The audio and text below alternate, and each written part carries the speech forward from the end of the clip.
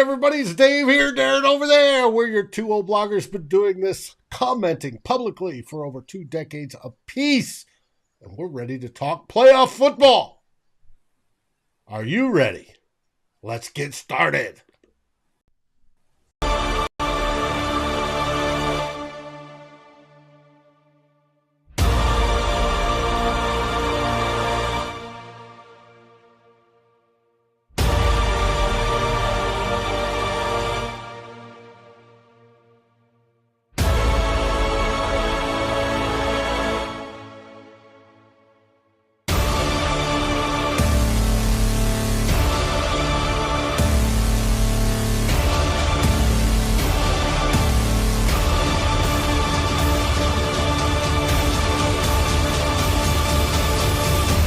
Climb in the Pocket, Dave the Norseman, and Lake Monster Brewing presents Two Old Bloggers.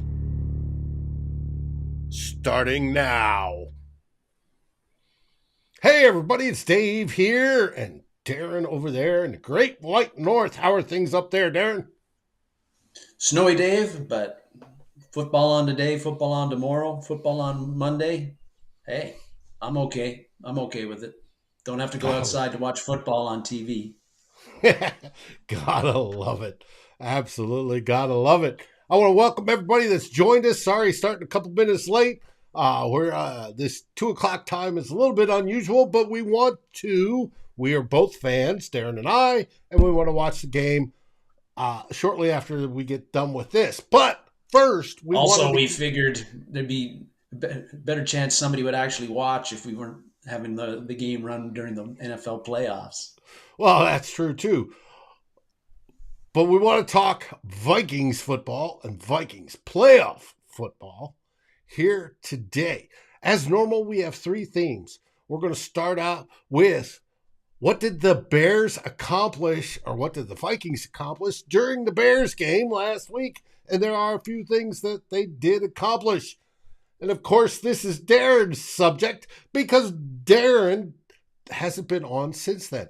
Darren obviously popped off. He'll join us momentarily. It's his gremlins in his internet service, I'm sure.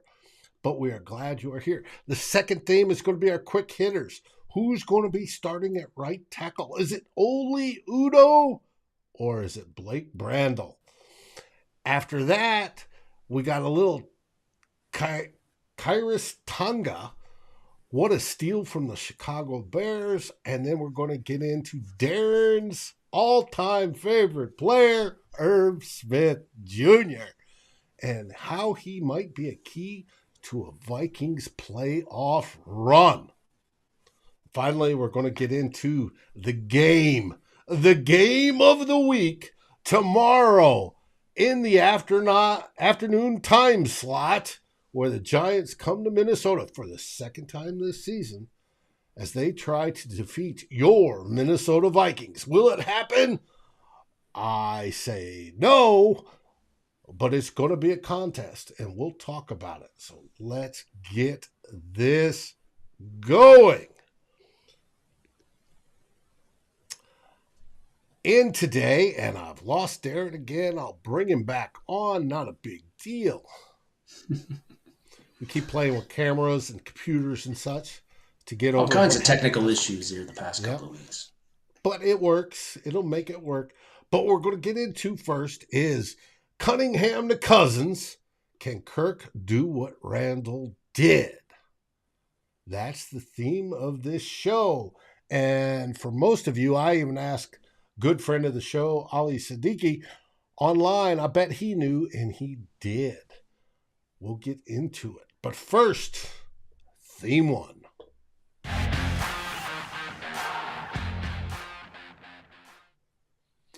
And boom, boom, boom. You wanted to start with Kevin O'Connell, coach of the Minnesota Vikings. Yeah, I wanted to touch on, Dave, last week's game just a bit and kind of ask, what did the Vikings accomplish there in that game? because we talked about this last week in the preview, like start them and sit them, the whole debate about should the Vikings play their starters at least for part of the game, like O'Connell said he was going to do, or whether they should just let the backups roll the whole way. I was against O'Connell playing the starters really at all because I thought the risks were outweighed the rewards. But he ended up doing what said he was going to do. The starters basically played the first half. And so looking back on that, I just wanted to touch on a bit about what I thought, if the Vikings accomplished anything and what they actually accomplished by playing the starters against a terrible Bears team, the worst team in the NFL, as it turns out. And really, two things in last week's discussion, David, we talked about two things that I was looking for was that one, if the starters were going to play, then they had to kick ass and play really well. And both offensively and defensively, and even on special teams, I think that was mission accomplished. The offense looked again, we got to consider it's the Bears. They didn't have Justin Fields. We know their starting cornerbacks are not playing. They didn't play Kyler Gordon. Jalen Johnson's been on the IR for a few weeks, and then the guy that's behind him, Jalen Jones, didn't play either. So but overall, I felt that the Vikings offensively, Cousins looked very sharp. They had 5 drives in the first half of the starters. They scored on 3 of them. The only ones they didn't, and they were deep in Bears territory in the other 2. You had the Dalvin Cook fumble, which ruined 1 drive, and then there was that very weird, bad clock management, bad decision by Cousins to check down, and we ran out of time to get a field goal on the very last drive in the first half. But we passed the ball well. There was absolutely no pressure on Kirk Cousins the whole time. Not surprising because the Bears have a terrible pass rush. But anyway, it's good that we still held up on the pass on offensive line and holding off their pass rush, especially considering Ollie Udoh was at right tackle and you had Chris Reed at center. So that was all good. And defensively, the starter wise, again, the Bears offense, no Justin Fields, no Darnell Mooney. They did play David Montgomery and Khalil Herbert, so they're 2 best running backs. But they have no wide receivers to speak of, really. But still, again, same thing. We gave up 1 scoring drive, that really weird play where Velus Jones somehow scores from 40 yards, tiptoes down the sideline, even though we got 4 Vikings there who can't tackle him. But otherwise, we got an interception, we got a turnover on downs, we had a 3 and out. The starters only gave up that 1 touchdown drive in the first half. If you were looking for a get right game and to come up with some confidence going into the playoffs when people are doubting you, I think the offense and the defensive starters could feel pretty good about how they played because they were sharp. And I think they were able to get that bad taste out of their mouth from the game against Green Bay the previous week where both units were pretty bad. So mission accomplished on that end, and there were no injuries really. Dalvin Cook got nicked up a little, but I think he's good to go.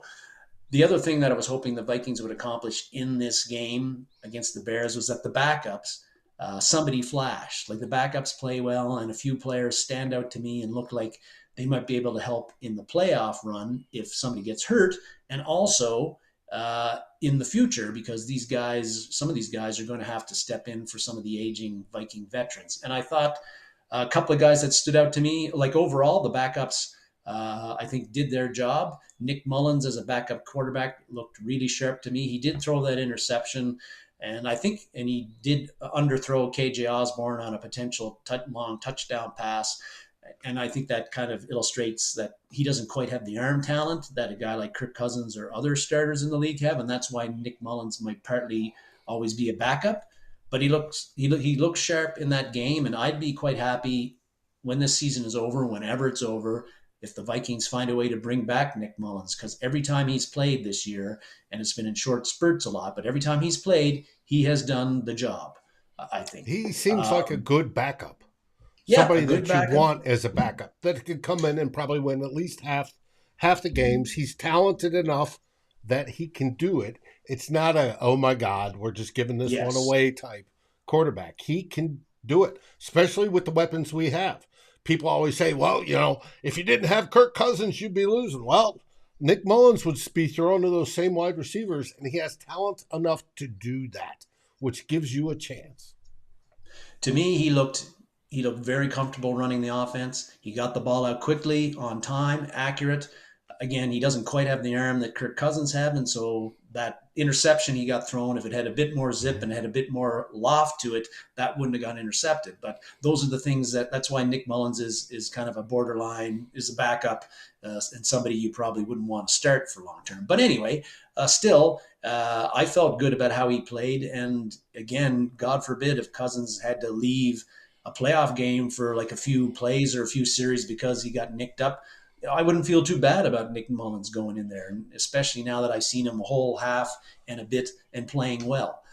So that was encouraging. Another guy that was encouraging to me was really Jalen Naylor, the wide receiver, the sixth-round pick from Michigan State. He had a nice little outing in garbage time against the Green Bay Packers 2 weeks ago, got his first career touchdown pass. But against the Bears, and again, it's the Bears, bad defense, didn't have their top corners in, all that stuff. Still an NFL team. Still an NFL team. And he had 6 catches for over 80 yards. He showed, again, he looked like he had good route running ability, good speed, and soft hands. And what I really liked was on 2 or 3 of those catches, he broke tackles. He got a lot of extra yards after the catch and turned like a 10-yard gain into a 16, 17-yard gain.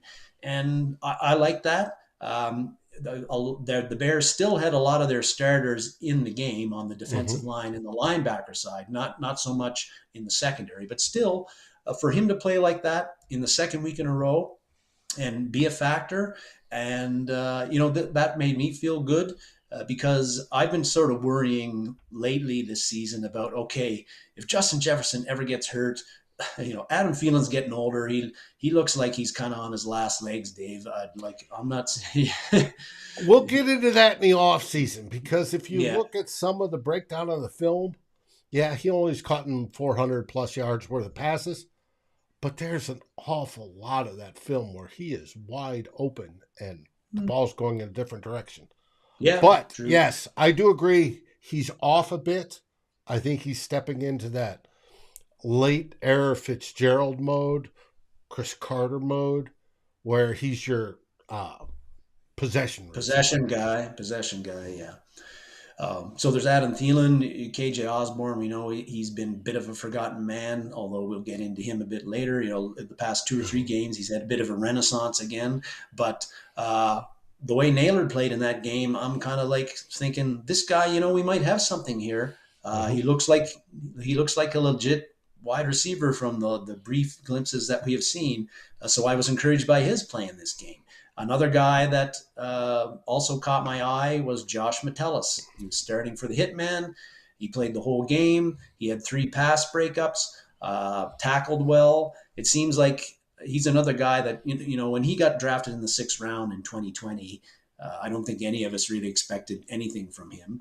He's been a very good special teams player for the Vikings, especially the past 2 years. But this year, when he's gotten into play, and it hasn't just was in the Bears game, he's played significant amount of snaps in other games. He had to play for Hitman when he got missed out on the concussion. I think it was in the Cardinals game earlier in the year. But I think he hasn't been a liability. He's been fairly solid. And again, 3 pass breakups against the Bears. They don't have good wide receivers, but they had him in the slot at times, covering wide receivers as a safety. Again, if Hitman were to go down in the playoffs, I wouldn't feel too bad I would have confidence in Metellus to be in there and not be a liability and actually give us some solid snaps. Or if Sullivan goes down, right, to bring him in as the nickel. That might be something I'd be less enthused about, but the Vikings don't have a lot of options, right? Like Dantzler, who knows if he's playing? Are you putting Chris Boyd in the slot? No. So maybe Metellus would be your guy. But even looking beyond this year, Josh Metellus, he turns 34 in the offseason. Maybe Cam Bynum hasn't been all that this year. Who knows? But Josh Metellus probably, along with his special teams strengths, he's probably made a case for him being on the Vikings and possibly getting a second contract with us in the future. And we know he got to put on the C. They voted him captain when O'Neill went off on IR. they needed that extra captain, and he was next in the lineup, and it was unanimous amongst the team at that point. Metellus should be it. And it's mainly for his special teams. That's where Metellus has made his money. Yes. But when it comes to play on the field, he has stepped up. You can't ask much more of a backup, and that's basically what he is. And he has stepped up, and it's a good thing that we have him rolling into the playoffs. So I like it. I agree with you. I have to look to see when his contract's up. It may be this year. Maybe this year, yeah. It may be worth looking at and re-signing, at least as a primary backup, primary special teamer that you want to keep moving on.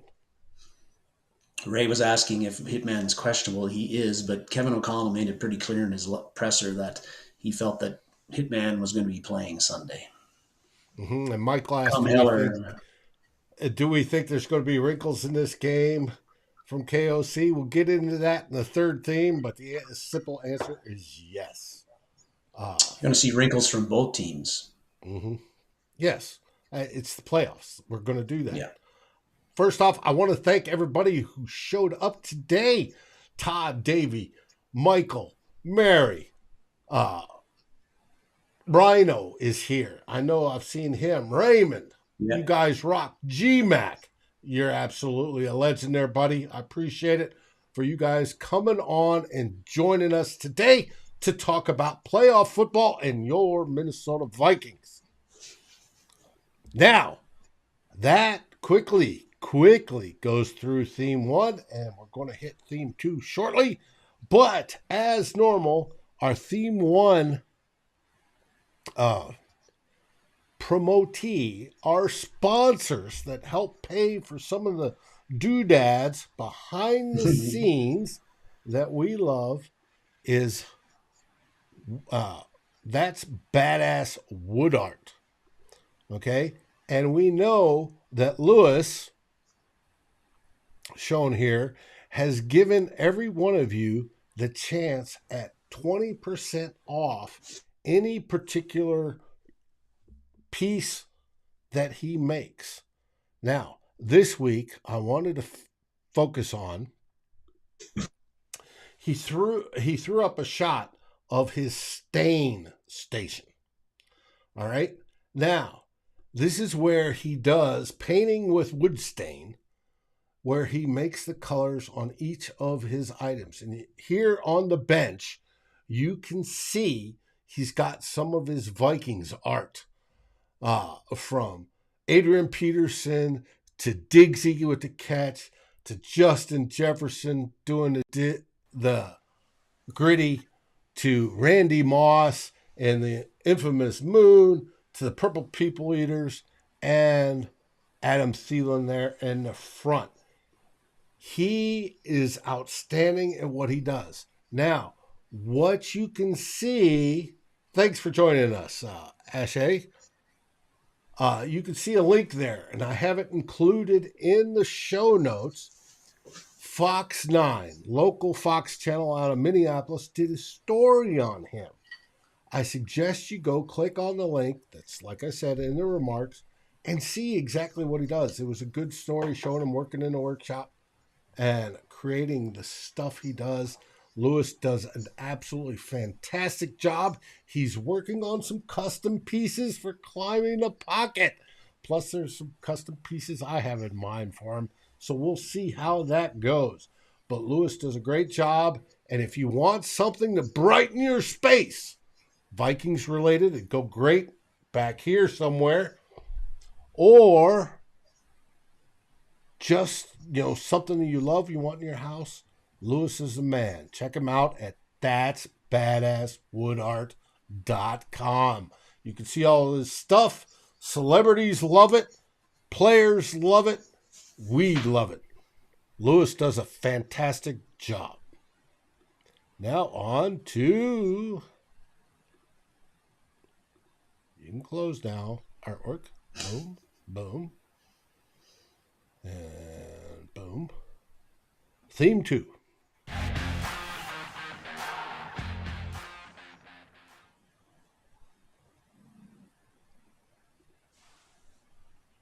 Brian O'Neill.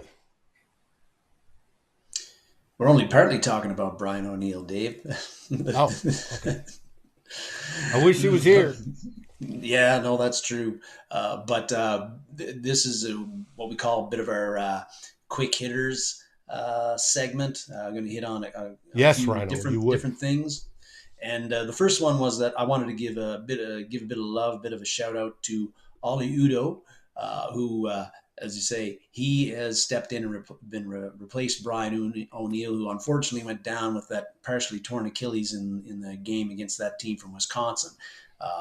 Can't replace Brian O'Neill. Extremely durable, extremely consistent, extremely good right tackle for the Vikings. But and when he went out, I'm like, they put Ollie Udo in, and I'm like, when both of us, every Viking fan who watched Ollie Udo play right guard last year, like that guy is terrible, and he was.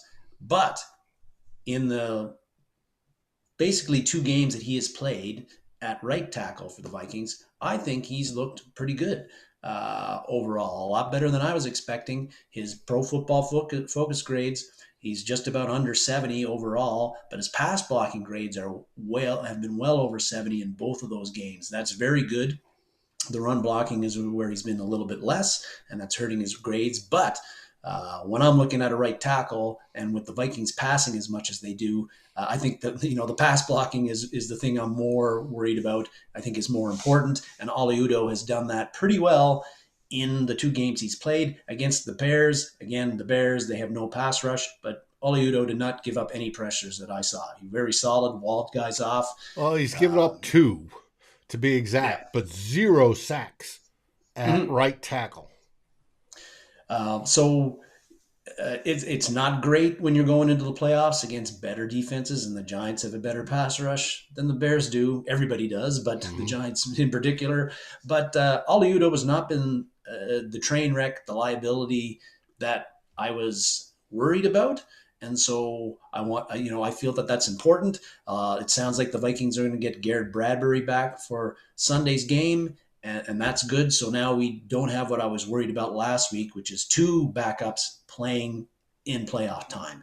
It looks like we're only going to get 1, and actually we don't know if it's going to be Ollie Udo or Blake Brandel. But anyway, I think for me, Ollie Udo's grades are better than in the 2 games he's played than Blake Brandel's were in the 4+ games that he played. I'm hoping that Wes Phillips and Kevin O'Connell play Ollie Udo tomorrow against the Giants. He's looked like the better tackle to me. But the Vikings in the past under Zimmer, they always had that, they had that one swing tackle. It was Rashad Hill for the years where, so Rashad Hill would go in and play right tackle if the right tackle was out. He'd go in and play left tackle if the left tackle was out.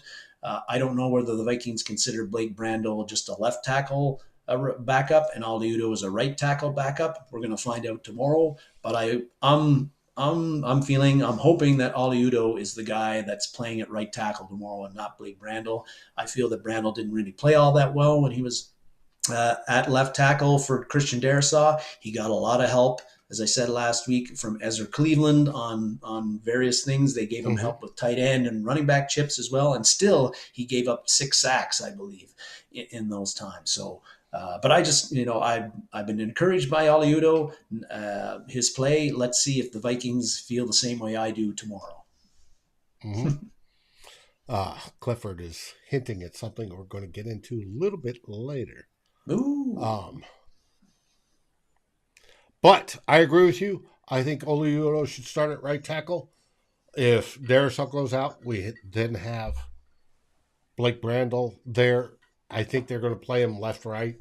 I don't think they're going to try to move Brandel over to right. I think that would be a mistake. Ollie is a tackle. He failed at guard because he is a tackle. And he tried to play guard as a tackle. You can't do that. And when he got beat, he turned around and he grabbed. Now, Ollie Udo plays with a style of, he plays with the hug style. He lets guys into his chest, and then he grabs and hugs. Made famous by the Green Bay Packers, which we hate, and we call it holding, but NFL ain't holding if they don't call it. Yep. So it's a hug. You control them in close versus keep them away, and Ole is very very good at that, and he has done outstanding. I don't see Warren on here in the comments. He would be shouting that Ole Udo has done great and not given up a whole lot of sacks. Ole's problem was penalties last year, especially holding. He got the nickname Holdy Udo. Because of that. But Ole can do well, especially on passing downs. I think he'll do all right. He's the best of the options we have. Now, Davey, we'll get into some of that help that you're talking about, whether it be two tight end set, fullback, or whatever comes down the line. We are looking at that. Yes. Dave, why do you think that Udo had, like, what's the big, you're the offensive line guru amongst the two of us. Why do you think that it'd be, you would think that Udo being a tackle where you got to be more athletic and you're more in space, that if you moved inside, it'd be easier. He's a big guy. He's a strong guy. It seemed kind of obvious that he would do okay. He would do fine at right guard because he'd be in a phone booth. He wouldn't have to worry about space issues. But you're shaking your head. Nope. All right. As a tackle, and I roll my chair back, you want to, with a kick step, you're wanting to get far out and you want to generally keep guys out. And you're pushing guys out and around, right? Your quarterback's behind you. You want to push them out of the way. It's really that simple. If they try to come inside, you want to square up and stop them. And that's the way you want to go. You have time because on a snap, pass protection snap, a tackle is going back a little bit further. There's a little bit extra room. You want to keep those long arms. You're built a little differently. You want to keep that out and pushing away. It's a leverage. You're using their momentum against them. As a guard, when you come in a guard and you come back, you're playing, the old saying, as in a phone booth. There, it's leverage on leverage, right? You got to get that ass in, that lower end down, and you want to get lower and you want to come up and you want to stand up and control the individual rather than just, boom, boom, boom, bump you out of your line, your trajectory, bump you out like we do with an asteroid coming to kill the Earth. NASA wants to bump it out of its trajectory just a little bit so it doesn't hit Earth. That's what a tackle does. He bumps that defensive end or whatever it is just a little bit so he doesn't get to the quarterback. A guard, on the other hand, has to sit there and physically fight and stop. Yes, he's going to do some of that. I want to redirect you. But for the most part is stand up and stop because there isn't enough time. Due to the position, there isn't enough time to do that. So he is physically fighting. It's a more physical spot, and it's closer in. It's not bam at the end of your arm length. It is you're fighting like this. You're grabbing and you're controlling. And it's a different style of play. You want to be a lower center of gravity. You want to come up and you want to push up, right? And that's different from what a tackle's trying to do. So they're two different styles of playing the line. And Ole Udo, the way he plays, doesn't translate well to the guard style. Some tackles can do it. Ezra Cleveland is a tackle, but he plays guard well for a tackle. It's different. And guards moving out to tackle, it's different from them because they tend to want to do the muscle thing, and it's more of a physics thing. And so it's different when you switch those two positions. The footwork's slightly different. You're not taking as big of steps in the guard position as you are on the tackle position. But, a lot of things are still the same. You want to stay squared up. You want to stay engaged. You want to keep their hands off. All that sort of thing. still wants to go. You still want to do, but it's different. And Oliudo is better built for tackle position than he is for an interior lineman, i.e., guard and or center. When we get to center, it's the same way. You want thicker lower bodies. You want a lower center of gravity. Good centers are the guys with the big trunks, body, shorter legs, but it's thick. It's thick around the ass and the hips. They're built like, hogs, like quarter horses, where it's thick. Whereas a tackle is more lean. He's got the strength in the upper body. He's also got it in the lower body. It's a different style that better affects that. It's just, not every body build can play tackle. Not every body build can play guard. Not every body build can play, running back or quarterback. They tend to have certain traits that make good for them. And Oluudo's best trait is at tackle. And he is proving it this year as how well he is playing. Dave, no, I did not. I was never a wrestling coach. I wrestled 1 year. That was it. And wrestling does help play, does help players, as well does dance, things that help with motor skills. That does help. Yes. They're like Shakira. Yes. G-Mac, you got it right. You got it right, baby. All right. That's it for we're talking about Oli Udoh and Blake Brandel, and it's that wasn't such a quick hitter, I guess, but yeah, I got into it. Then we're on to the next one. The man, the myth, the legend from the islands, Kyras Tonga. Kyras Tonga. Wanted to mention Kyras Tonga because again, here was a guy. We signed him off I believe he was on the Atlanta Falcons practice squad. Mm-hmm. We signed him to the active roster back in October. Like a lot of these guys. He was on the Bears. Yeah, he was. They cut him at the end of the training camp. He was a 7th-round pick for the Bears in 2021. And so they cut him. He lands on the practice squad. The Vikings signed him on the active squad when they had some injury issues. I think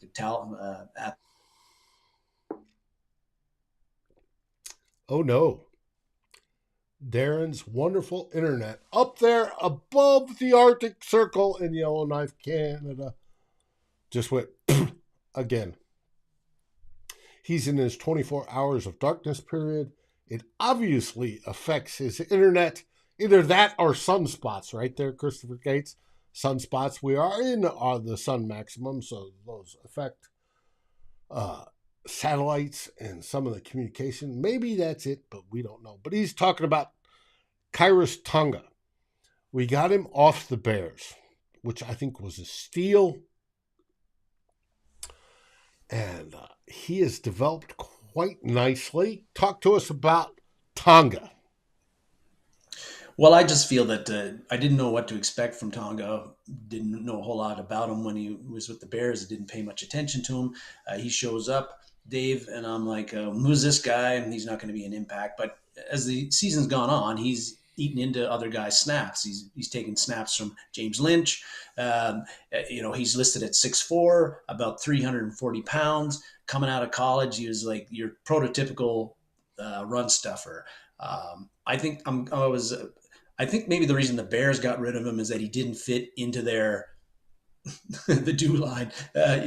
Pretty close actually, Dave. Pretty close. But I think maybe the Bears got rid of him because he didn't fit into the 4-3 that they were running. But he's a perfect kind of nose tackle for 3-4. And he's thick. Yeah, he's a thick boy. Not going to give you anything in the pass rush. Basically, he's going to bull rush up the middle when there isn't running play. But he's been showing up in the games and with the snaps he's got. In the Bears game, there's one play in particular I remember. It was in the first half. I think you got the photo of it, sort of maybe the photo of it right there. But they ran a play, gave it to Montgomery. Tonga like kind of split a gap, got in past his blocker, got penetration up the middle, forced Montgomery to like stop dead in his tracks, go laterally, and Tonga didn't get the tackle, but he funneled Montgomery right into Asezi Otomoeo, and Otomoeo made a nice tackle for a loss. And there was a couple other snaps that Tonga played where he did the exact same thing. Didn't get the tackle, but created penetration, blew up the running play, and funneled the running back to another Viking defender who made the tackle. Which is exactly what you want from a nose guard. Take up space and push people into oncoming arms. And that's exactly what you want. Tonga isn't going to get nose tackles. Don't typically show up in the stat sheet a lot. They're not going to get sacks. They're not going to get a lot of tackles, but they result in other guys getting tackles. And Tonga is, again, he's probably, and Clifford's talking about Islanders. They're strong. A lot of them also tend to grow up playing rugby. And that helps them, and you kind of notice that in their style of play. But Tonga's a guy, although he did go to high school in Utah, so it's not like he came from the islands and learned to play football when he was like 20. But I just think that the Vikings have had trouble stopping the run. They've also had trouble stopping the pass. But Tonga's a guy with his ability to penetrate in the gaps. You're not going to get a pass rush from him, but he's not in there for the pass rush. He's a guy who's going to play on first down, maybe second down. If he can get that type of penetration with the snaps he's got, shut down some run plays, let other guy by creating havoc in there, getting penetration, splitting gaps, and forcing running backs to go into a different hole or gap than they wanted to. He's a guy that has some value for the Vikings because, again, they haven't been that stout against the run. And, he's been a guy who's been a pleasant surprise to me. And I think that I'm hoping that he continues to be a pleasant surprise for however long the playoff run goes. And he's another guy like Metellus. I think that the Vikings are going to bring him back next year because he fits well with the 3-4. He's a guy that you could get for cheap, sign him to a 1-year deal and see what you got. And he's 26, so he's just kind of coming into his. Yeah. He's not young for the fact that he'd be going into his second year, but he was a Mormon. I think he went on one of the missions for a couple of years, so he's a bit older. But he's coming into that like his prime, and he might be just hitting his prime now. And the Vikings may have got themselves basically a steal, and they didn't have to trade anything to get him. They picked him off the scrap heap, and he's turned into a useful player. So I wanted to recognize him for his play and keep an eye on him tomorrow in the playoff game against the Giants and for however long the Vikings stay in the playoffs this year. I agree. And previous great nose tackles for the Vikings that did the sort of stuff he does is Fat Pat or Jerry Ball.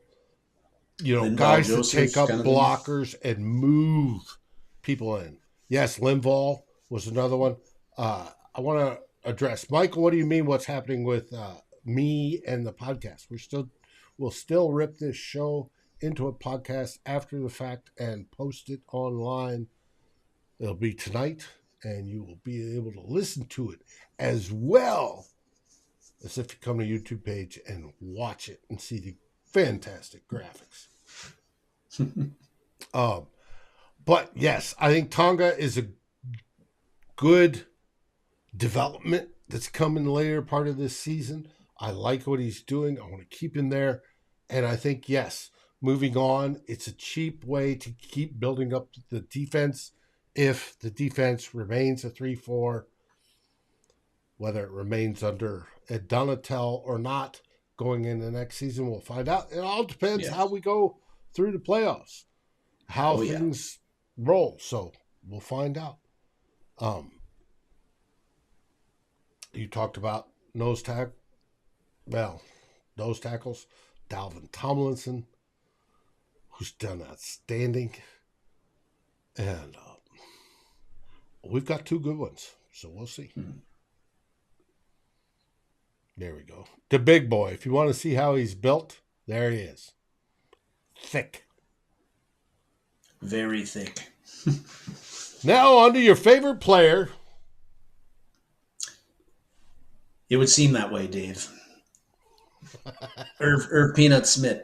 Smith. I don't know what I did with myself while he was on IR, and I couldn't talk about him, David. But he's back now. He's back. He's back. He played his first game last week against the Bears, the first one since I think week 7 or week 8. And there was a couple of comments. I think there was one in particular last week. Can't remember who mentioned it, but they were asked us, like, what role do you see Irv Smith Jr. having with the Vikings now that he's back? And we addressed that a bit, but I think when he played in the Bears game, he played a fair bit in the first half, and then he was in there a lot in the second half. But I think that game kind of showed you what his role will be. He caught 3 passes for about 18 yards. He looked fine, didn't look rusty. He made a couple of nice, tough catches, didn't really get a whole lot of yardage with it, which has been Irv Smith in 2022 when he did play. But his role is going to be minimal if TJ Hawkinson is healthy, and we sure as hell hope he is, because Hawkinson, if the Vikings, if Kirk Cousins is going to throw to a tight end, it is going to be to TJ Hawkinson pretty much 95% of the time. It is not going to be to Irv Smith Jr. As well, it should be.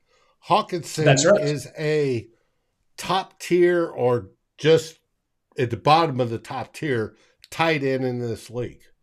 You've got to throw it to him. He has made differences in games so far. TJ Hawkinson is the guy with 80-plus catches and over 900 yards receiving this year with the Lions, but mostly with the Vikings. He's our number 2 pass catching target, number 2 target really after Justin Jefferson. So Irv Smith is not going to be targeted very much when he is in the game with TJ Hawkinson. So I think his role is going to be minimal. Maybe he'll make a key catch here and there that might extend a drive, but really his role is going to be minimal. What is good about Irv Smith now, and again, heaven forbid if it were to happen, is that he gives us good depth at tight end. If TJ Hawkinson were to get hurt, and that's always a possibility in a game, we don't want to see it, but if it does, your drop off from Hawkinson to Irv Smith. Irv Smith can still be a pass catching threat. Mm-hmm. He can still be somebody that defenses have to account for. If you go from TJ Hawkinson to Irv Smith Jr., that's not as bad as a drop off as if you go to TJ Hawkinson to the guy you have pictured there, which is Johnny Munt. And we love Johnny Munt, and he infuses energy in the team, but he is neither Hawkinson or Irv Smith when it comes to catching the football. Johnny does what he does. He's filled a role with the Vikings. Mostly that's to block his ass off and catch the 1 or 2 passes a game. But if Johnny Munt is your number 1 tight end in a playoff game, the Vikings are severely compromised on offense if that's the case. With Irv Smith if Jr., that's the case, expect a lot of wide receivers. Well, being on the field. Who else are you going to throw to, right? Yeah. Like Irv Smith Jr. but he's a step up from Johnny Munt in the passer season side of things. And so that is where his value might ultimately lie. We hope it doesn't get to that point because we need TJ Hawkinson in there all the time. But Irv Smith Jr. at least gives you somebody who can be TJ Hawkinson light if he has to be for an extended amount of time. Mm-hmm. This picture here that I took that off of was from the last game, and he was looking at Kirk Cousins. But I agree with you. He is a good number 2 tight end. I would leave him there for the rest of the season.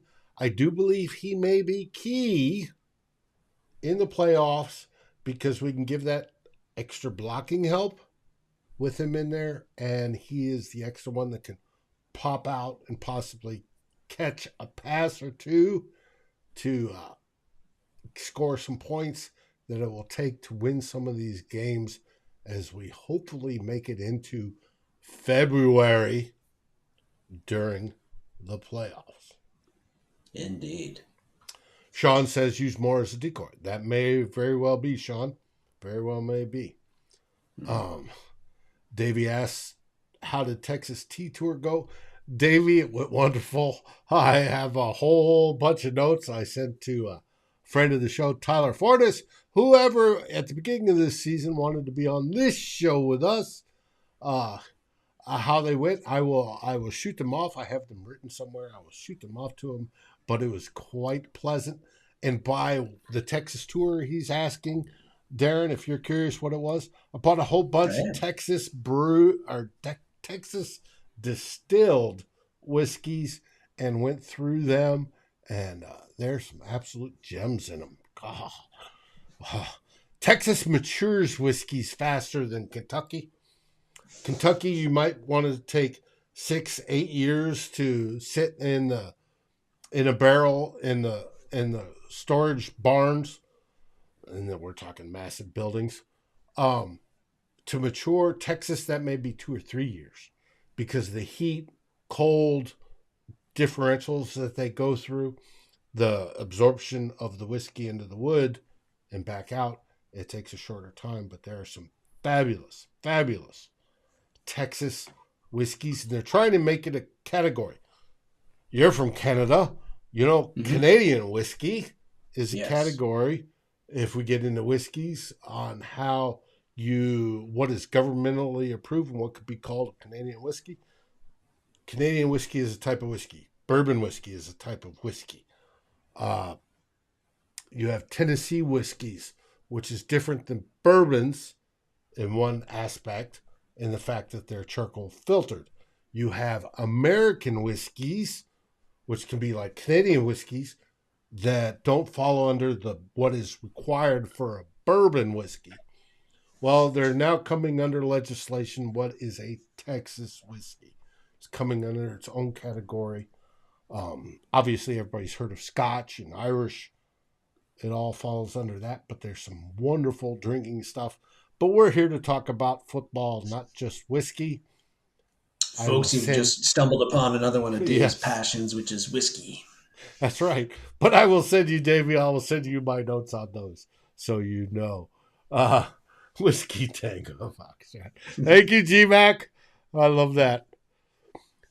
So we're at the end of theme 2, which always brings us to, besides whiskey I love beer. And in this case, Lake Monster Brewing. I grew up on beer.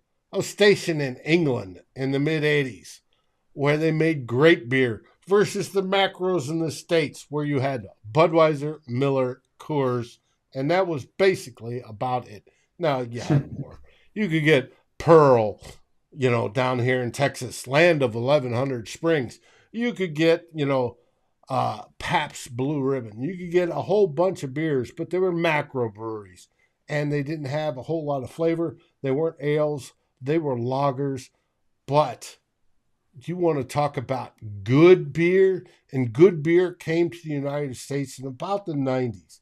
Started with the microbrew scene. I was brewing with my pastor, home brewing stuff, to try to emulate what was brewed in England and in Germany, right? It was different stuff. It was better beer. It's now come and developed further into the microbrew scene or the medium brew or even larger ones when we talk Stone or the one from New England that I like so much that does the Boston Ale. It is lima bean ale. Now, as much as the guys like to joke about that, no, I do not like lima bean ale. I've never found one I like. But when it comes to Minneapolis and those microbrews, those local brews, we talk about Lake Monster Brewing. They've been a partner with us, our first sponsor of the show, and they have gone. Michael, Instant Red Apple's a good Canadian whiskey. Yes, I agree. And on ice, that's nice and refreshing. But when it comes to beer, we talk about Lake Monster. Locally, they're in the St. Paul, right across the river from Minneapolis. You can go there. They're only blocks away, basically, from the stadium, and you can go there. They have, here I've got on tap, but I wanted to promote what is new this week. And it is Midnight Rowboat Indian Pale Ale IPA, right? This is normally their empty rowboat IPA, but they've changed something up. And in this case, it is because they've added a black malt, a roasted malt that makes the beer dark in color. Now, we've all seen on TV a Negro from Mexico, which is a very good beer. Well, this is an ale that is dark, and it looks absolutely fantastic. Blends of hops, dark roasted mash to go in and make this the perfect sipper, as they call it. I'm betting this is that, more thick, like a stout sort of deal, that wonderful winter warm your heart as you're sitting by the fireplace. You've got that pipe in your hand, you've got the beer right next to you, and you're ready to drink with your good book or watching Good Morning Gallahorn's Two Old Bloggers. Pardon me. Dry throat there. That's the way this beer would go. GMAC talks about brewing his own beer. I used to too, GMAC. We'll get into that. Davies, I'm brewing Cherry Bounce. I'll let you know how it goes. Well, good. I want to know, Davey. Do they distribute outside the Minneapolis-St. Paul area? They distribute in the Vikings viewing area. If it's in the local North Dakota, South Dakota, Iowa stuff, you can find it. Other than that, no. Unfortunately, no. I have to get an occasional care package. Darren has to get his care package. That's the only way you can try it. But I can tell you right now, this stuff right here sounds absolutely wonderful. Matt Lang, the brewmaster, if he's watching today, I want one. And for the other guys in CTP that live in the area, Matt, Miles, Ryan, Tyler, go over there. Tell me how it is, or I'm not going to produce your next show. How's that for a threat? Now, I really want to know how good this beer is. Sounds fantastic. On tap this week, they have in goblets a new Mango Guavo Sour. For those that like sours, bring your better half. She may like that one. It may be good. Don't know. You have your Hot Apple Ale, which everybody loves. Great winter drink. GMAC, you haven't drank for 14 years. Good for you. That's awesome. Cherry Bounce, according to Davey, was George Washington's favorite. Yep. Mary, red beer. She likes reds. Mary, Matt will tell you they do brew a red ale this year. We'll have to try to hook you up. But those are the two new ones on goblets. We have the new one on pints. The Midnight Rowboat is there. It's a 6.9% ABV, so it's relatively manly. So if you drink it, it's good. That's what they have. That is our partners, Lake Monster Brewing. They make fantastic beer that both of us can attest to. We can. Sounds like a good place to go tomorrow to watch the game if you are not able to get, if you're in there and you're not able to, you don't have tickets to the game. Mm-hmm. Yes, absolutely. That brings us to Theme 3. The game. We're going to be looking at Vikings and Giants tomorrow. Afternoon slot, 3:25 Central. Here we're going. You're calling the AA counselor. That's funny. All right, here we go. Starting out with the normal slides. Weather, we don't have a weather slide. Why? It's going to be a warm, beautiful 72 degrees inside U.S. Bank Stadium. They're not going to be opening the doors. It's going to be absolutely lovely. So, we're going to start off with the Vikings offense. PFF has the Vikings offense going up to number 8. they like the Vikings offense. Love you, PFF, for that. They have the Giants defense at 29th. That's good. 8 against 29. I'll take that. Now, Football Outsiders, on the other hand, is a totally different story. Football Outsiders has not liked the Vikings this year. They have the offense staying steady at 20, 15 in the run, or 15 in the pass, 28 in the run. They have the Giants defense 29th overall, 22nd in the pass, and 32nd in the run. So the Vikings are even better on their metrics. Elias Sports has the Vikings going up to 7th in yards, and this, folks, you can take this as the end of the season ranks. 7th in yards, 6th in passing, only 28th in rushing, unfortunately. 8th in points. We've given up 46 sacks. We're 21st, giving 23 turnovers. And the line for this game is Vikings favored by 3 and a 48.0 over and under, which is very high scoring game, basically. Elias has the Giants defense is ranked 25, 14th against passing, 27th against rushing, is ranked 27th, 18th on points, 13th in sacks with 41, which is not too bad. They're 20th in differential at +3, and they're 25th in takeaways at 19. So, on paper, number-wise, our offense is better than their defense. Moving on, let's flip this over. We'll go Vikings defense. PFF has them going up and ranked power ranking of 12. They have. I don't know what to say about that.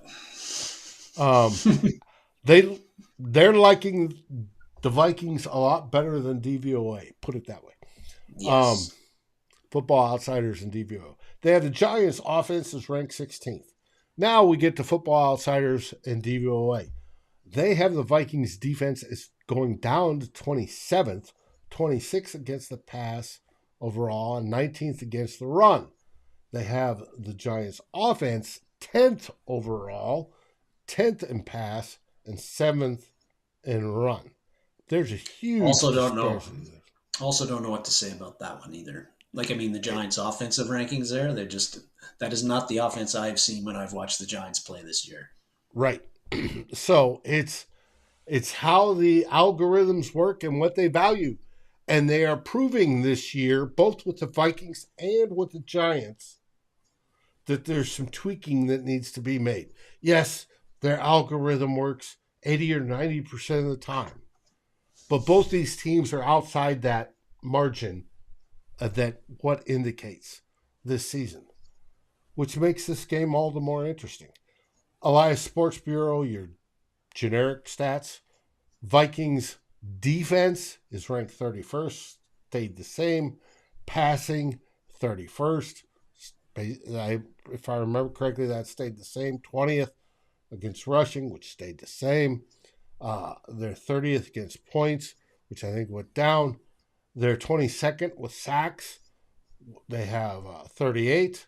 They're 13th in differential at +2, and they're 8th in takeaway with +25. And takeaways, as we know, have been a key so far this season to success for the Vikings. On the offensive side, Elias has the Giants offense 18th in yards. They have them 26th in passing, meaning their quarterback isn't that good, or quarterback, running back, or wide receivers. They're 4th in rushing. That we know they've got an outstanding running back. They're 16th in points, middle of the pack. And they've taken 47 sacks. We've taken 48, if I remember correctly. 46. 46. So we're about the same. And turnovers, however, they're second. only giving up 16. That's a lot Believe it because or not, Daniel Jones does not take many chances when he throws the ball. correct. And believe it or not, those scores are real similar to what Chicago's were last week. We know how bad Chicago had been over the season. The only couple different ones are in sacks and turnovers. Special teams. Purple Haze, yes. Meet at the quarterback. That's always the way to win. Vikings are 30th. They went up one spot. Yay. They were a lot better than that over the season, but like I said, DVOA does not like them. The Giants are 22nd. When it comes to injury reports, Vikings have 3 questionable players. Cameron, Mr. Glass Dantzler, is questionable. This boy gets hurt when you blow on him wrong. So I don't expect him to play tomorrow, but I may be wrong. Don't take my word for it. He's questionable. I just doubt it because we've come across this too many times and it's been nah. Well, the weird part is that he's missed the last 2 practices, I think, with a personal matter, which wouldn't be injury related, but still he had the ankle issue the first day. So I don't know. I don't know what's up with Cam. Can't seem to stay on the field. Nope. Then we got Harrison Smith, Hitman. He's a questionable. I think you're going to have to physically restrain him not to play on Sunday. He will be out there. And you have AP, All-Pro team, second team, kick returner Kene Wang Chung is questionable. I suspect he will be out there as well. And for the Giants, you see, it's green. They have none. 0 people on the injury report. Everybody's either on IR or they're healthy, so they're in optimal position going into this game. There you have it, folks. All set up for you. All the offensive, defensive rankings, special team rankings, injury stuff. Dave's always got it for you every week. And then we get into a little bit more of the particulars after that, where I blab on about some stuff. Well, and you wanted to do that with the starting of the question that we named this show after. Randall to Cousins. Can Kirk do what Randall did? I sure hope so. This will be just the 4th time that the Vikings and the Giants have played. There's some random Viking Giants playoff trivia here, but this will be the 4th time that the Vikings and the Giants have played in the playoffs. This will be the first time that the Vikings have hosted the Giants in the playoffs. The other 3 times were at the Meadowlands, the old Meadowlands anyway. And no. And there goes his internet again. The other 3 times were at the Meadowlands, where, of course, we wondered where, was it Kafka was buried? Anyways, the other 3 times were at the Meadowlands on the green turf, AstroTurf, which is green painted concrete, basically. It's not.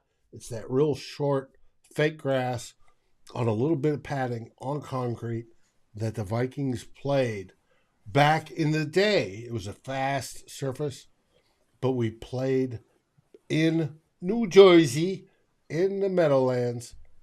And right here, Randall Cunningham in the second playoff game we had against them, I think. Yes. Second playoff game. Less than a minute. Just over. Yes. Just over. Thank you, G-Mac. Something you missed. Hoffa's buried in the end zone of the Meadowlands. So they say. We talked about that. So they say. Theoretically.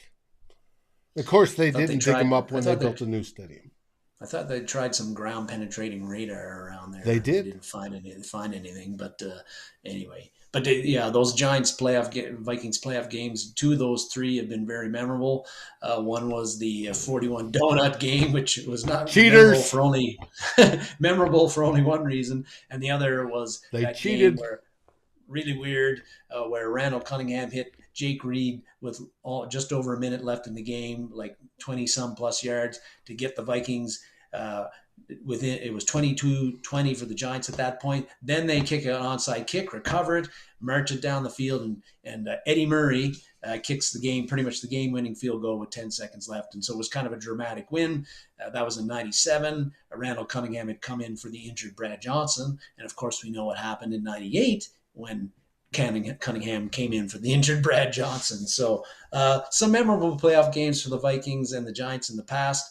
And are we going to get another one tomorrow? One thing that's kind of like a bit of interesting about this game is that you would think that the Giants, 9-7-1 team going up against a 13-4 team that won the division, that and at a home against playing at the other teams, that division leading's home field, that's going to be a bit of a disadvantage. The crowd's going to be rah rah, Mhm. but of course we know that the Giants just played the Vikings at US Bank Stadium 3 weeks ago.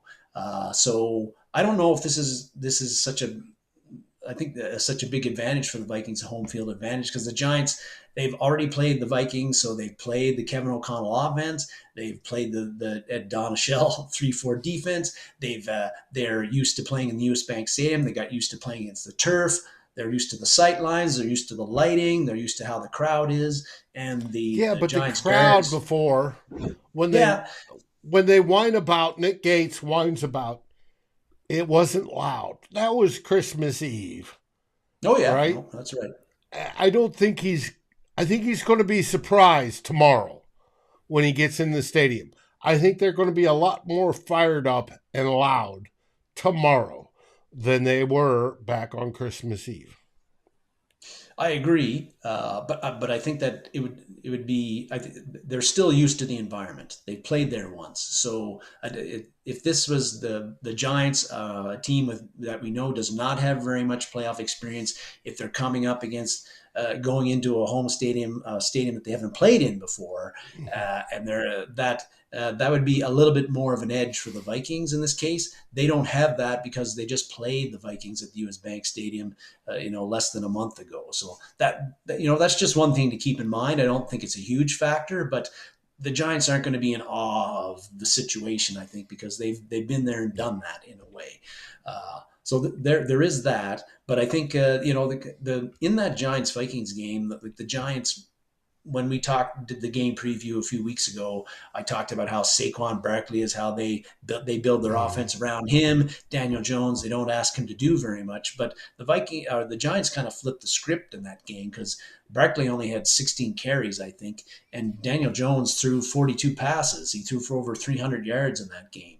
I don't know, and we saw that the Vikings in all the rankings are actually worse defending the pass than they are defending the run, even though they don't defend the run all that well either. So, and the thing about Daniel Jones is that That's he's where actually Tonga been. comes in. Yeah, true. The thing about Daniel Jones is that he's actually the past 4 or 5 games he's played, pretty well for Daniel Jones. He's completing over 70% of his passes. He's had 6 touchdowns, only 1 interception. That 1 interception was in the Vikings game. Patrick Peterson picked him off. So he's been playing, mistake-free football. He's pretty good at throwing, and he's very effective throwing between the hash marks. And that's a case where I think he's going to be targeting wherever Chandon Sullivan is. That's who Daniel Jones is going to be targeting, right? I think to see if they can get make a lot of hay and keep the chains going by targeting the Vikings' real weak link in amongst the 3 main And cornerbacks that they play. I was about to say, if you're going to target anybody, the worst grading individual out of the backfield is this guy, Shannon Sullivan. So without a doubt. And so, you could see a lot of a guy that we didn't know a whole lot about, but he had a pretty good game last time, was Isaiah Hodgkins. He had about, I think, 8 or 9 catches in that game for 80 some yards. And he does a lot of his work. He's not a fast guy, but he does a lot of his work in that kind of between in the middle hash march thing. I think that the Vikings or the Giants Dabo will have Hodgkins and Richie James on Shannon Sullivan a lot and hope that they do well. For Jones, we know he's mobile, but he can be inaccurate at times. He'll miss on some he'll miss on some throws that you don't think that he should miss on. And when he's pressured, that's when he really breaks down, I feel. So getting a lot of pressure on him, it's been mentioned earlier, is a key. And that's where we got some potentially good news this week, Dave, when Zadarius Smith talked about he's been pretty quiet the past 7, 8 games. Only a half a sack, I think, in his last 7 games. He's gone from a guy who was averaging over 6 pressures per game to just over 3 pressures in the last 7, 8 games. And he's been dealing with, I thought after the season was over, Dave, I was going to mention that. I bet you we're going to learn that Zadarius Smith has been dealing with multiple injuries. Mm-hmm. Well, because he just didn't look like the same guys in the early year. Well, the knee injury was the big injury for him, but he says he's feeling as good as he has in a while, and that it could be big for the Vikings because Danielle Hunter has picked things up in the second half of the season. If Zadarius Smith is first half Zadarius Smith and we've got second half Danielle Hunter, we could create a lot of havoc with the pass rush tomorrow and put Daniel Jones under a lot of duress, which is big.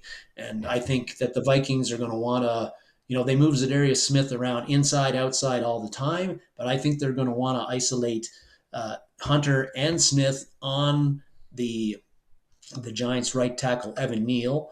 Hunter had his lunch in that game against the Giants. He had 2 sacks and multiple pressures, and I think they're going to isolate Evan Neal because on the other side, Andrew Thomas, the left tackle, is a stud. You're not going to get a lot on him probably, but Evan Neal is a guy that the Vikings, I think, are going to want to isolate Zadarius Smith and Neil Hunter on him and see if they can create a lot of problems for the Giants offense doing that sort of thing. So I think that's a kind of a key matchup there for sure. I agree. If those guys can get pressure this tomorrow, I think this can blow up the whole New York Giants plan. If those guys are wreaking havoc, I think it's going to be a wonderful thing. I hope they do. On the other side of things, Dave, that offensively for the Vikings, we talked about Oli Udoh at right tackle. Whether it's Oli Udoh or Blake Brandel at right tackle, the Blake Brandel or the Oli Udoh / Blake Brandel matchup against potentially Kayvon Thibodeaux. Kayvon Thibodeaux was pretty quiet in the first game, I felt. But he was going against O'Neill. That's right. He's not going to have to, he or whoever's on the right side are not going to be going up against Brian O'Neill this time. They're going to be going up against Oli Udoh or Blake Brandel. And if Kayvon Thibodeaux in particular can win that battle, that's going to be a problem for the Vikings offense. The Vikings offensive line in general, they're going to have great communication, I think, picking up stunts, picking up Wink Martindale's blitzing, because Martindale is going to send the house at times. He's going to try to send more than you got that can block. We know that. They blitz, I think, the most percentage of anybody in the NFL. So that was an issue last time. It's going to be an issue this time. But if Kayvon Thibodeaux just single-handedly himself can really dominate against whatever right tackle he's going up against in the Vikings, that's going to make it problems for the Vikings offense, for Kirk Cousins. Ashe, who's no longer on the Giants fan, who's no longer on the chat here, he was kind of crowing about how Cousins crumbles under pressure. Viking fans who've been watching the offense this year know that that's actually bogus. This year, he is actually, yes. This year he's gotten better. Even last year, he got better under pressure. Yeah, that he has actually performed better under pressure in a lot of cases than when he isn't pressured. And if you saw him stand in on that third down play in the Giants-Vikings game, and it was 3rd and long, and Martindale sent the house and blitzed. He just had enough time to hit Justin Jefferson on that third and long play. You know that Cousins can perform under pressure. Mm-hmm. I'll be interested to see how the Giants play Justin Jefferson in this one. Last time they didn't have their top corner, Dory Jackson, and they didn't have safety Xavier McKinney. They're going to have both in this game. We know that Justin Jefferson, his poorer games, when you think of the Philly game, you think of the Detroit game in Minnesota, you think of the game against that team from Wisconsin in Green Bay. Right. They did a lot of press, or they were physical with him. They did a lot of press coverage with him. Hit him at the line of scrimmage. Yeah. They didn't let him have a free release. Well, the Giants tried to do that because Jefferson got frustrated when corners were physical against him, and he didn't react to it as well as I would like. He's got to keep his cool, stay in the game, stay in the moment if the Giants try to do the same thing with him. And beyond that, Justin Jefferson is going to be a factor. TJ Hawkinson is going to be a factor. I'm looking for who's going to be the third Viking offensive player who's a factor and makes us tough to defend. Is it going to be KJ Osborne? He's had 200-yard plus games in the past 3 games. So he's been strong at the end of the year. Is it going to be, if it's not him, is it going to be perhaps, again, Adam Thielen? He's only had 3 catches for, I think, 18 yards in the past 2 or 3 games. So I have my doubts about that. Or could it be Dalvin Cook? The Giants are not very good defending the run. They haven't been all year. But Cook didn't really get much running room in that first game. He's had even though his stats look good this year, if you look at him at a glance, there have been some concerning over trends. 1,000 yards, yeah. There have been some concerning trends with him, like how many times he's been stuffed and all that sort of stuff. But if he has a big game against the Giants tomorrow, that's going to help the Vikings offense, immensely. We know that. Hey, and like last week, it could be Matty coming in, Alexander Madison coming in and getting those hard yards, especially in the red zone, banging it up.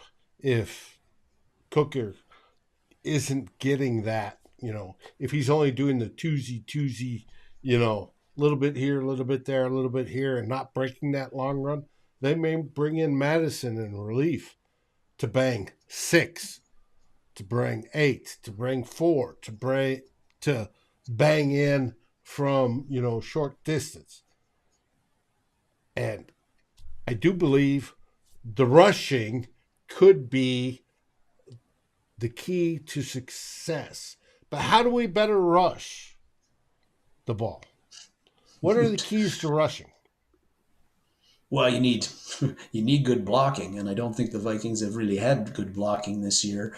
That kind of leads into maybe like how you utilize your tight ends in this game. Now that you've got Irv Smith or Johnny Munt or T.J. Hawkinson in there, and whether the Vikings they don't run it a lot. Do they, as it's been mentioned earlier, do they try to use more 2 tight end sets, try to get a bit more of a push on the running game, better blocking on the running game? They might try that. Maybe that's one of those little wrinkles they use in this game that they didn't show in the last game when they had to throw the ball a whole bunch because the running game wasn't very effective outside of a run here and there by Cook. But the running game hasn't been effective at all, and you just dropped off again. Damn it. And I have a question for you. Did KOC save something for this game? Is there stuff in his playbook? Now, we talked about him earlier in the season getting a little too cute, but in the playoffs, has he saved stuff specifically for the playoffs? Rhino talks about don't run it up the gap every first down. I agree with you 100% because that's predictable and it's easy to defend. Chuck, I'm expecting 3-5, 3 tight end sets with Irv in the backfield. Possibly, I don't expect him in the backfield. I expect that 12 lineup, and that may help the running game, especially when running outside. Question I asked when you popped off, has KOC saved stuff for the playoffs, specifically when it comes to the run game, that we're going to see, whether it be a 12 formation with both tight ends, right, to get more CJ Ham. A lot of people have been calling for that. Get him in there. Michael talks about using Chandler on the outside. I just talked about in the red zone using more Madison. Chandler might be a good one. Do you see that? I would hope that they would try. I believe it's Ryan quoting as Viking Uncensored. He said it a few times, and we've watched the Vikings all year where, yeah, when they try to run in between the guards, like the middle, not very successful. But that's where it seems like the vast majority of their run plays go. You watch other teams against us, they test the edges and they're very successful. And I would like to see, as Ryan would, I would like to see that we test the edges of the Giants defense and see if that bears a bit more fruit than the inside running game, which has been a struggle for the Vikings all year. Maybe we don't have, like, one thing that's a problem with that, I think, is that, at least in my opinion, is I don't think our wide receivers block all that well. And so yeah, but when you're coming up to running up the middle, that's more of a power game. No, that's why I'm talking about that. When you do the outside runs, I think that's important to have your wide receivers blocking well there. And I don't think Adam Thielen and Justin Jefferson are very strong run blockers. They're certainly not Alan Lazard in that, and I think that might be part of the problem. And I also see a lot of times when we try to go out on the edges, it seems like our offensive linemen are a little late getting there. Maybe having Bradbury back will help, because one thing we do know is he is good getting up to the second level. He is, and he's good at calling the defense. Yes, got to remember that over everything we've seen so far, Bradbury is good at identifying the defense and calling blocking schemes. So I do like that. There's that. We have gone now over an hour.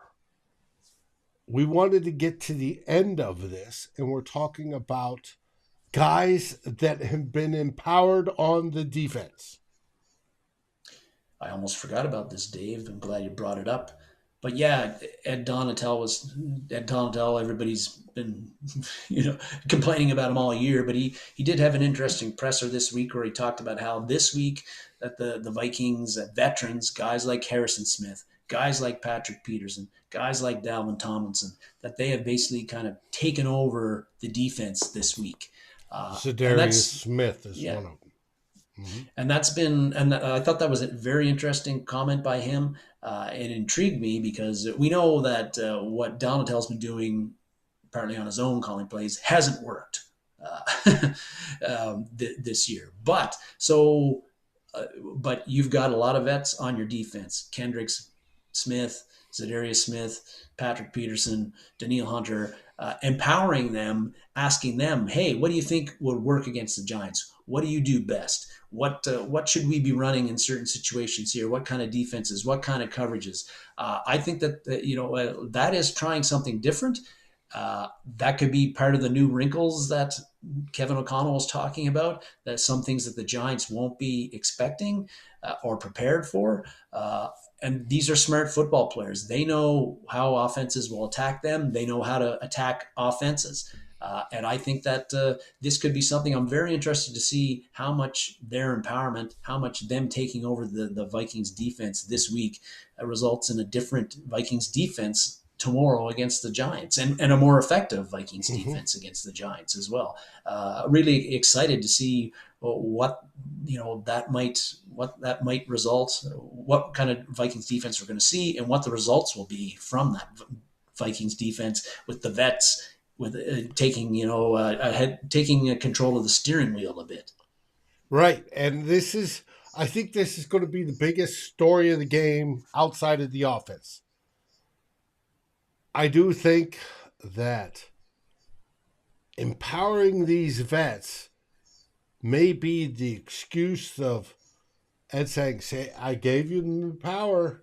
It's not my fault, right? Mm-hmm. He's already shifting the blame, which seems like a very Ed Donatel way to me. But I do hope these vets, and I believe in them, know what the hell they're doing, and they go out there and kick ass.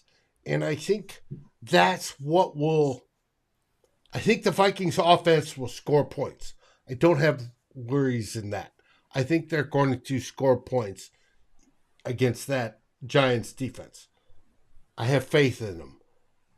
And we know that they can score points against anybody, especially if they play all 4 quarters. Mary, I hear you out there. Play all 4 quarters. They play all 4 quarters. They can rack up points. They can score over 30 points a game. That should be enough to win. Now, on the defensive side, if that defense can keep the opposing team under preferably 20, what was our Mendoza line, 17. Once upon a time, yeah. Yeah, that would be great. But if they keep them under 20 and the offense scores over 30, we win, right? We march our way into February, which we want. I think that can happen. I think these guys, be it Pat P, be it Za'Darius, be it Hitman, be it Kendricks, be it Hunter, can go all in there and go, we know how to play football. We've been around long enough. This is how we attack this team. Yes, Ed Donatel, you call the plays, we'll modify them from there, and we'll beat their ass. And I think that's what's going to happen tomorrow. At least that's what I want to happen. What's your prediction? Purple Haze says 24-16 Vikings. Yeah, well, Dave, people on here are going to probably complain about me, but I feel not all that confident about this game. Actually, playing the Giants the second time, 2 evenly matched teams. I think I'm. And a lot of people are picking against the Vikings. I just don't have a good feeling here. I kind of feel like the Giants might take this one, like 24-21, something along those lines. Last game in the Vikings-Giants game, the Giants were the ones that they had the 2 turnovers. They had the block punt. The Vikings played a clean game, no turnovers, no special team screw-ups. You flip that a little bit, and I think it's if it goes the other way, it's going to be a different result completely. I'd love to see the Vikings dominate again, play the Merry Fisk 4 full quarters. We've seen that rarely this season from the Vikings. We haven't seen it at all. Well, I thought last week we did, but you had to take that game with a grain of salt too. We were playing the Bears, but the Donatel empowering the vets. The Vikings playing with the home crowd, that'll be a little extra juiced, especially because Nick Gates has egged them on a little bit by saying that they weren't very loud.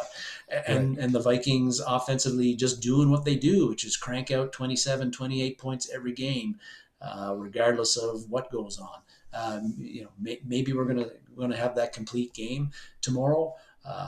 I will feel good if we get into the fourth quarter and once again it's close, because the Vikings, maybe this is the time the Vikings lose that 1-score game in the fourth, but they perform so consistently, so well in those instances. G-Mac talks about being worried about that.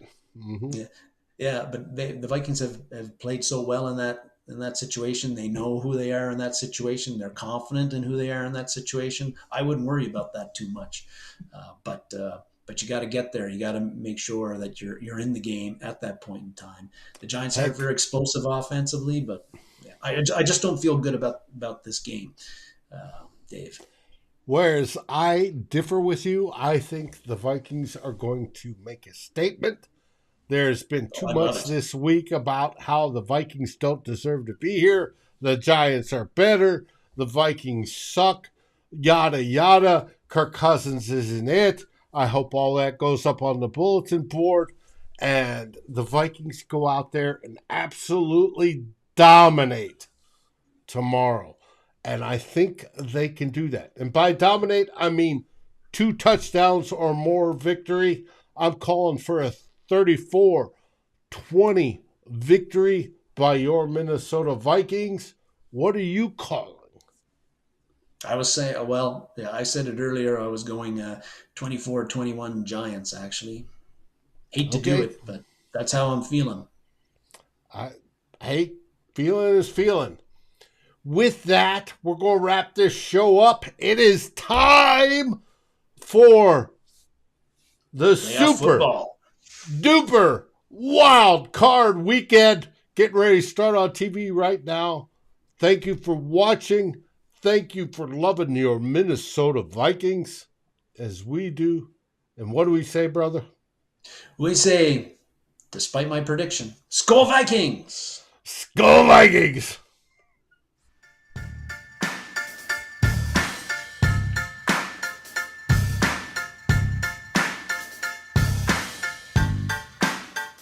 Thanks for watching. Like, subscribe, and ring the bell, and rate us on your favorite aggregator.